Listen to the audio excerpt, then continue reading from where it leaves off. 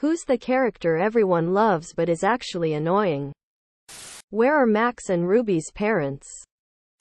Frosty the Snowman. I can't explain, but that motherfucker gets on my nerves big time. Carrie Bradshaw from SATC, self-absorbed, not a good friend and just the worst. Rory Gilmore. Jerry from Tom and Jerry. Fully expected Meredith Grey to be near the top of this list. She's sulky, self-absorbed, and petulantly self-righteous. I don't think I've ever hated a character more. What's the dumbest reason someone broke up with you? She met someone that she immediately saw herself marrying. A month after we broke up, she moved across the country, got married, called me to tell me she made a mistake, got divorced, moved back home, got pregnant and then got married again. Her current age, 22. Because her friends broke up with their boyfriends. No joke. Her mood ring changed colors. Car was too old. Dropped her. Car is still chugging along. I visited my dad while he was in hospital with cancer. She broke up with me because I was visiting my dying dad instead of visiting her. I feel like I dodged a major bullet. My first boyfriend came over and dumped me on my front porch. He said he didn't like my lisp. He also had a lisp. Edit. Tomi of you are though intentative. People of Reddit, what was your, man, how did I not do this sooner, moment? Getting 7 to 8+ hours of sleep every night. Pretty generic answer, but regularly working out. Been at it for about 3 months now. I'm seeing some great muscle definition. I have stretch marks on my arms, chest, and legs. I have more energy in my day-to-day life. I'm eating better as a result. My sleep is generally more restful. My mental health is on the upswing. Too many benefits to not keep it. Sleep study and CPAP, life-changing. Stop arguing with random strangers on internet. Losing weight. After a spinal injury and chronic pain, I went up in weight a lot.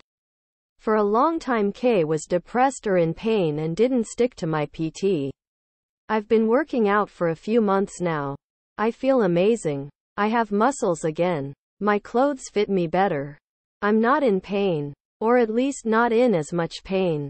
And holy shit, I've been getting attention from women again and I'm not even where I want to be yet. A girl gave me her number a few weeks ago. A girl I used to have a crush on legit paid for me to fly to go spend a weekend with her. I feel great. I want to feel better. A few months ago I switched to a 4-day work week to fix my mental health. The extra day has worked wonders. It's supposed to be a temp thing, but I reckon I'll stick to it until I can find a less stressful job. Edit notes. I work as admin for the NHS. Another obvious reason for the stress. Hey, I only do 4/8 so I have less pay. But it's taught me to be more careful with money. No worries yet. Which celebrity is considered beautiful but you just can't see it? Remember when Blake Shelton was named sexiest man alive and literally not a single person agreed? Leonardo DiCaprio was cute and then rapidly aged into Jack Nicholson. Chrissy Teigen. Adam Levine. He looks like a thumb with glued-on ears and glued-on patchy face hair that someone else shaved off first. Chris Brown. Even before the Rihanna thing, I never understood why people had the hots for him. After Rihanna? Even uglier. Chrissy Teigen. She is a supermodel? What is something that not a lot of people know that if they knew it would drastically improve their quality of life? Personal boundaries. You don't owe anyone an explanation and you don't have to keep shitty people in your life. I realized that I would never talk to someone the way I talk to myself. It was a little light bulb moment. Self-compassion is a long road. Having a good sleep schedule. Going to bed around the same time every night and waking up at the same time every morning. I know this isn't feasible for everybody, but it really changed my life and my productivity through the day. When having a discussion with someone, you should listen to what they are saying and not think about what you're going to say when they're done talking. It's okay to not have an established opinion about everything. Drinking mainly water and going outside for 10 minutes a day will greatly improve mood and health. What did your boss do that made you quit your job on the spot? This was years ago. When I interviewed for this one job, I made it very clear to the owner that in 10 months' time I had a family commitment to go out of state for 10 days. Non-negotiable. I was going. Period. I did not want to accept the job without him understanding I would take that time off. No matter what. And of course it would not be paid time off. I'd be willing to work OT to make up hours. Or come in on weekends. Whatever. The owner thanked me for being upfront, checked his calendar, and told me it would be fine. I reminded the owner of our agreement several times in the following months. And his reply was always the same, no problem.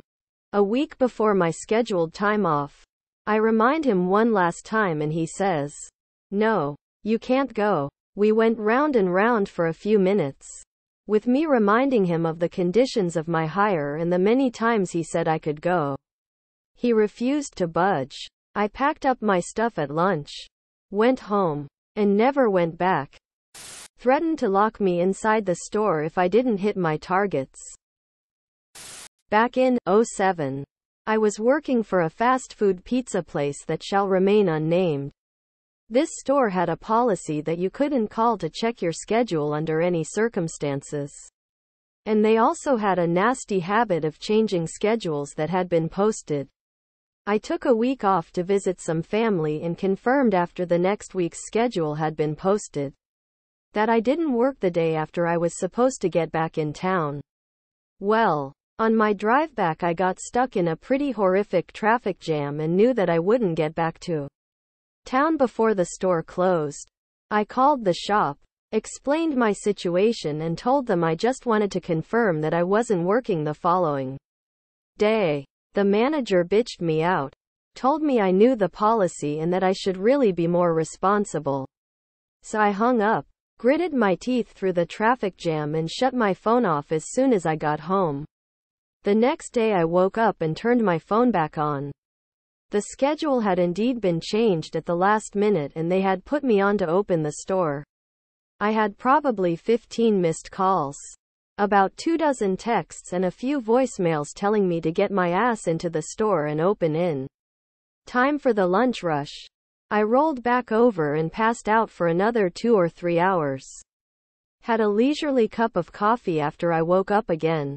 Took a long shower and turned in my uniform sometime that afternoon. They tried to get me to sign a write-up for missing my shift. I told them I would have been there on time if they had just told me over the phone that I was working that day. Found a new job that afternoon. If I remember correctly, I was a decent employee. Not the best at the location, but I came in every single time someone else couldn't. And the first time I call out is when my brother has COVID. Before the vaccine, he tries to force me to show him medical documentation for proof. I quit over the phone right then and there. I worked for a cabinet company, delivering cabinets. I came back from a delivery and my boss came out of his office and said I had to sweep the shop. He walked away and another boss came and said, "Hey, do this for me," so I did what the other boss said. The boss that was in his office came out into the warehouse and got verbal with me because I wasn't sweeping the shop. So I told him to cut me my check and I'd walk out that fucking door right away. Then I literally told him that I quit and walked. Next Tuesday shows up. I get a text from another boss to come and pick up my paycheck. I hate companies with multiple bosses. Every restaurant I've ever worked in has 3 managers and they'll all contradict each other at the same time. They don't communicate and expect everyone to do what they say at the same time. So I walk. Same thing in the restaurants when they slap asses. I don't care. Once I was working as a cashier in a store. I was on my 8th month and I was already exhausted BC my boss yelled all the time. One day they changed the system and I asked for help. And she said, "It's not my problem, deal with it." And I was like, "You know what? You deal with it. I'm done here." I never felt more relieved for leaving a job. Subscribe, my brothers.